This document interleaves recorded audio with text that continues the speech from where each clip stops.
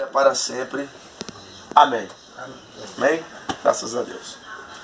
Eu lembro, assim, no passado não muito distante, aproximadamente há uns 20 anos atrás, 20 e poucos anos atrás, eu lembro que todos os dias havia uma penitência lá na minha casa. Quando dava 6 horas da tarde, para mim era um martírio aquilo ali. Eu tentava dar um jeito de fugir, né? Mas todo dia 6 horas da tarde, a minha mãe, ela reunia a gente, né?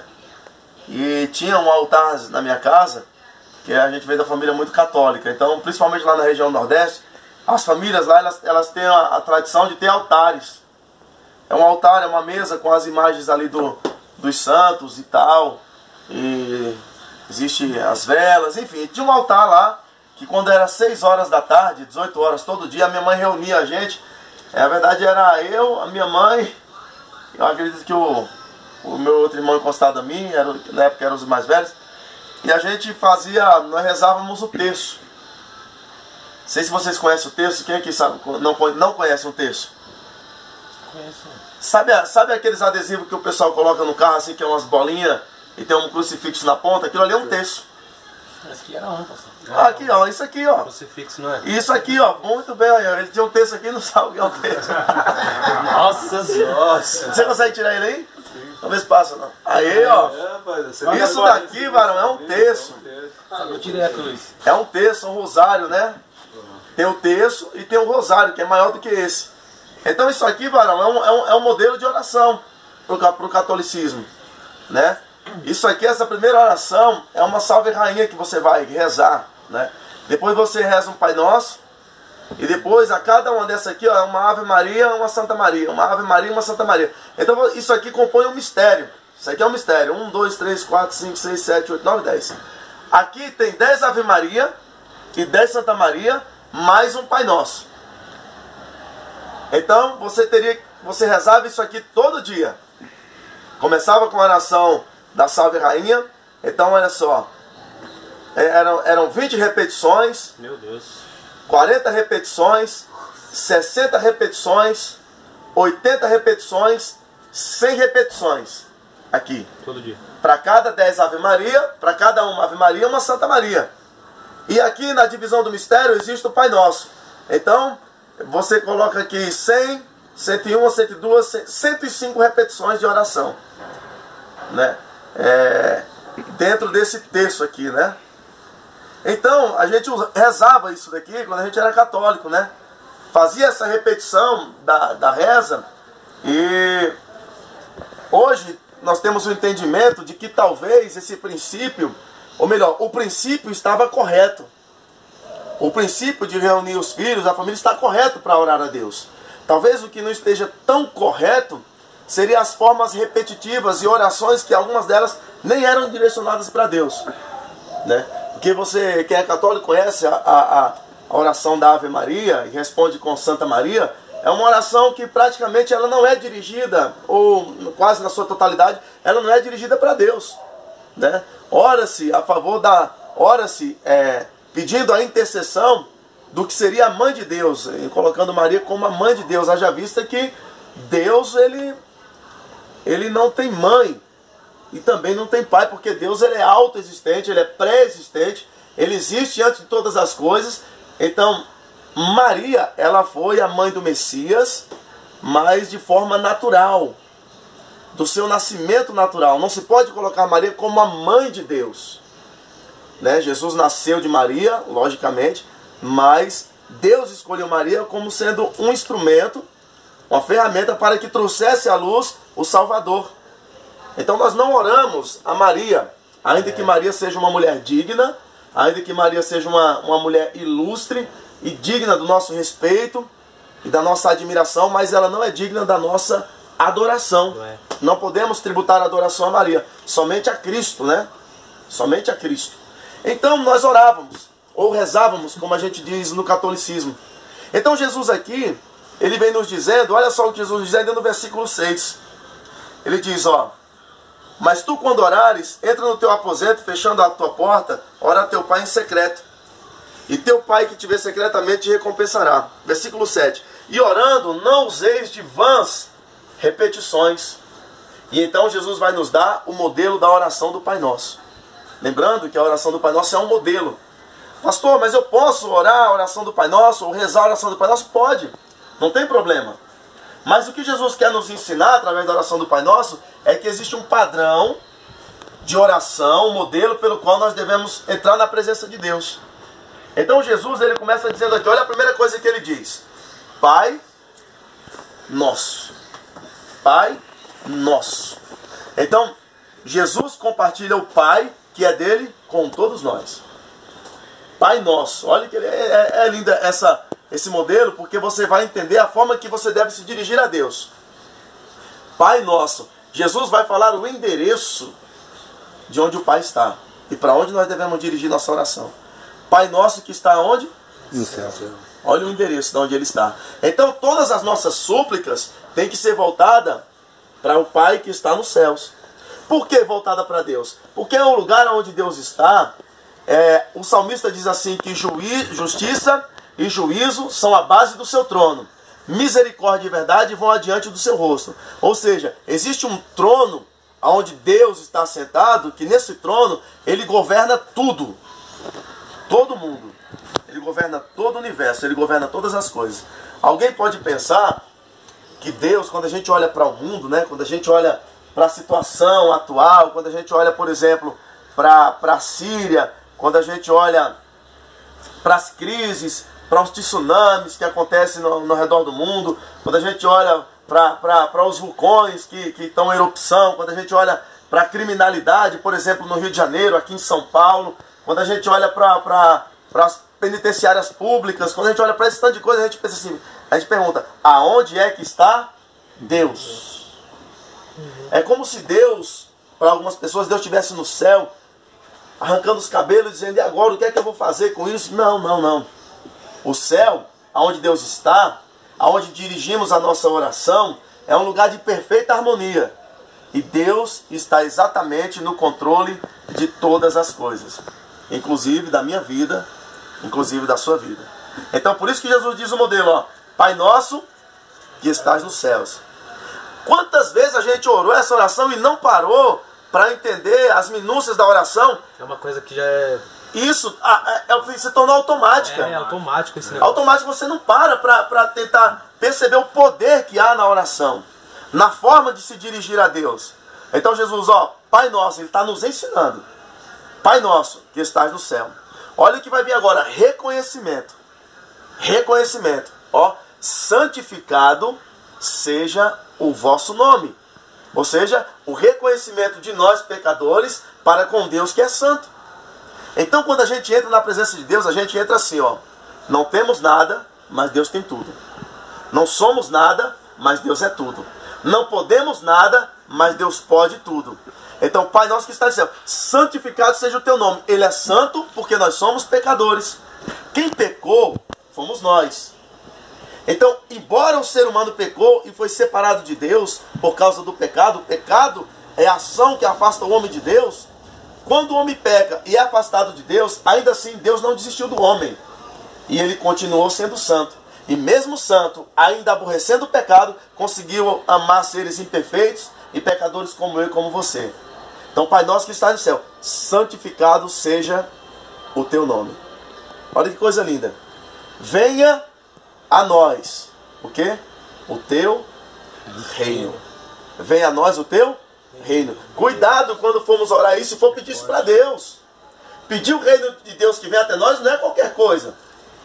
Pedimos que venha o reino de Deus até nós, é algo que vai além daquilo que nós, de meras palavras, do que nós possamos até imaginar. Olha só, o reino de Deus é um reino teocrático. Sabe o que é teocracia? Teocracia é quando somente um estabelece as leis. Democracia é quando o povo manda.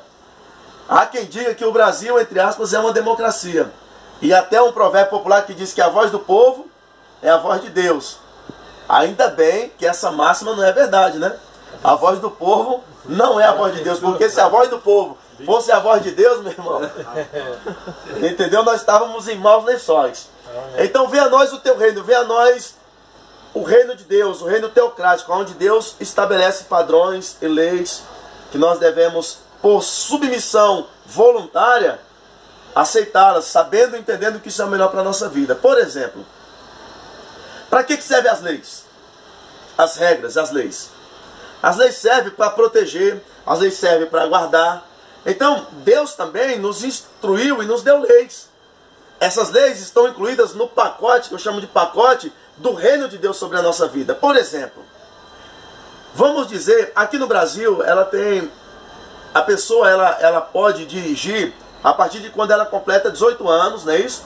Ela vai lá e faz o cursinho lá que é o CFC, ela tira lá a sua habilitação, faz todos os exames necessários, então ela está habilitada para poder dirigir. Aqui no Brasil é assim. Talvez em outros países, não sei se é exatamente assim, alguém pode dirigir com 16 anos, com 15 ou com mais de 18, mas cada país tem a sua lei. Então você se submete à lei daquele país. Por exemplo, se você for para os Estados Unidos, você precisa se submeter às leis de lá. Tem coisas aqui no Brasil que talvez não seja crime, mas lá é. Por exemplo, vocês lembram lá na Indonésia, acho que foi o ano passado, não, faz 3 anos atrás, que um brasileiro, dois brasileiros foram condenados à morte por tráfico de drogas? Foi maconha, né? Isso. Por que aconteceu isso lá? Porque lá existe uma lei. E os brasileiros estavam, aqui no Brasil, o máximo, o que aconteceria no máximo com eles? Eles seriam presos, ficariam por algum tempo, contratariam um bom advogado e talvez eles cumpririam aí 1/3 da pena e voltariam para a rua de novo. E olhe lá. Só que lá, a lei é essa. A lei da Indonésia não permite, e a pena lá é a pena máxima. A pena capital é a morte. Inclusive, na época, a presidente Dilma Rousseff enviou uma carta pedindo clemência, e o presidente lá deu uma resposta até dura e disse assim, ó, é por isso que no Brasil a lei é do jeito que é, vocês fazem o que bem entendem, porque não se respeita as leis. Aqui não, aqui nós respeitamos as leis, eles foram mortos. O princípio que nós estamos falando, não estamos aqui defendendo que eles estão certos ou não, porque na nossa opinião, nós acreditamos que somente Deus é quem pode tirar a vida, porque Ele dá e Ele tira. Não é isso que está em questão. O que está em questão é que a lei daquele país, ela foi ultrajada, ela foi burlada, ela foi quebrada. E uma vez que a lei de lá foi quebrada, foi executada a sentença prévia, porque todos ali sabem que a pena para esse tipo de crime é a morte. Então é leis. Então o reino de Deus também tem leis. No reino de Deus tem pode, no reino de Deus tem não pode. Então quando a gente diz, venha a nós o teu reino, esse reino que vem até nós é um reino de princípios, é um reino de lei. Por exemplo, nesse reino que vem até nós, Jesus disse assim, ó, eu vou resumir tudo em apenas 2 mandamentos. E quem cumpre esses 2 mandamentos, cumpre toda a lei. Primeiro, ama a Deus acima de todas as coisas, acima do teu entendimento, de todo o teu entendimento, toda a tua força. Ama a Deus. E segundo, ama o teu próximo como ama a ti mesmo. Quem cumpre esses 2 mandamentos, cumpre toda a lei. Então Jesus ensinou isso. Então, ama o teu próximo como a ti mesmo. Você quer ver o reino de Deus? Então vamos começar primeiro, tendo o amor para com Deus. É a primeira coisa, a primeira regra. E a segunda, amar o meu próximo como a mim mesmo. O que é isso? Aquilo que eu não quero para mim, eu não dou para o outro. Jesus disse assim, ó, tudo que vós quereis que os homens vos façam, fazei vós também. Então, o que eu não quero para mim, não dou para Messias. O que eu não quero para mim, não dou para Adriano. O que eu não quero para mim, não dou para João. Entende? O que eu não quero para mim, não dou para o Lucas. Então, ama o teu próximo como a ti mesmo. Então, essa lei é uma lei muito abrangente. Quando nós pedimos o reino de Deus que vem até nós é misericórdia, é justiça sobre a nossa vida. Uma vez que estamos nessa lei, aí a nossa vida muda. Entende? Aí a nossa vida muda, nós seguimos princípios e não é por obrigação. É por uma submissão voluntária. É porque nós entendemos que o legislador que é Deus, Ele colocou essas leis para nos proteger, para nos guardar, para nos fazer andar por um caminho reto, para nos fazer alcançar as bênçãos de Deus sobre a nossa vida. Então, venha a nós o teu reino. Olha que coisa linda. Olha o que ele vai dizer agora. Seja feita a minha vontade. É isso? Não. Seja feita a vontade de quem? Seja Ó, a vontade. vixe varão. Seja feito a tua vontade. Não é a minha. Não é a sua. Não é a nossa vontade. É a vontade de quem? De Deus. Pergunta. E como é que eu sei qual é a vontade de Deus? Só tem um jeito de saber. Só tem um jeito de saber. Lembra que eu falei em uma das ministrações? Que quando o nosso pai, quando a gente era mais garoto, mais criança, quando a gente fazia uma coisa errada, ele não precisava falar nada. Só olhar. Ele só dava aquela olhada. Era ele olhando e você já ia fazendo assim, ó. Eu já ia sentindo nas costas, já ia começando a doer. Ele só precisava olhar, não precisava falar. O que é o nome disso? É conhecimento. É intimidade. Né? É relacionamento.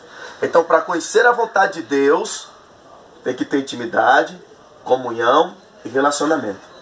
E o que é a vontade de Deus para a nossa vida? O apóstolo Paulo diz, na carta aos Romanos, ele diz assim: rogo-vos, irmãos, pela misericórdia do Senhor, que apresenteis os vossos corpos ao Senhor como sacrifício vivo, santo e agradável, e que esse seja o vosso culto racional.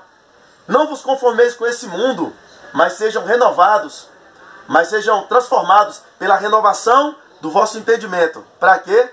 Para que experimenteis a vontade de Deus, que é boa. Olha a vontade de Deus. É boa, é agradável e é perfeita. Então a vontade de Deus para a nossa vida é boa, agradável e perfeita. Por isso que tem que ser feita a vontade de Deus, porque a vontade dele sempre será melhor do que a nossa. A vontade de Deus sempre será maior do que a nossa, melhor do que a nossa. Jeremias capítulo 29, versículo 11 está escrito: porque eu bem sei os pensamentos que tenho de vós, diz o Senhor, pensamentos de paz, de bem e não de mal, para vos dar o fim que esperais. Então a vontade de Deus é maior e é melhor do que a nossa. Então amanhã a gente continua, tá bom? A gente continua nesse estudo a respeito da oração e vai ser muito gratificante, vai acrescentar muito na nossa vida e nós vamos aprender aqui e até o término aqui desse estudo a gente vai estar mais assim, ó, lado a lado com Deus, tá certo? Que você não continue nos acompanhando aí, seguindo a gente no nosso canal, que Deus abençoe cada um de vocês, muito obrigado.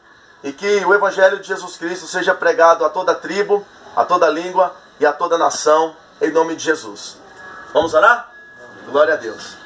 Pai, nós te agradecemos mais uma vez pelo privilégio que nos fora dado esta tarde, uma vez que nos reunimos aqui na tua presença para falar do teu amor, Senhor. Que o Senhor continue abençoando a cada um de nós, que o Senhor continue nos guardando, dando-nos do teu livramento, derrama sobre nós o teu amor e da tua paz. Dai-nos uma tarde de bênção e de vitória. É o que nós te pedimos em nome de Jesus. Amém.